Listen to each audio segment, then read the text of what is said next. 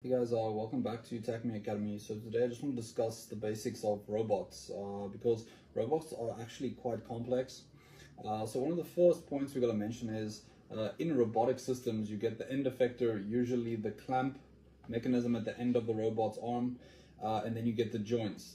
The most primary joints that we use are called revolute. These are rotational joints or prismatic joints, which basically are extension joints, right? They move longitudinally, not rotationally. So basically, if you had a two-DOF robot, you would have something like this pin attached to this pin, and it would move like this at this joint, and then this rotational joint over here would make that it rotates like this. This would be a two-DOF robot, essentially, right? Or you could have like revolute and prismatic. Either way, it's a two-DOF. So these are the basics of robotics.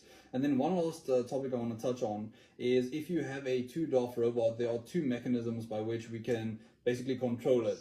Forward kinematics or inverse kinematics. And most of the time, you know where you want the end effector to be. You just need the joints to align correctly to get it there.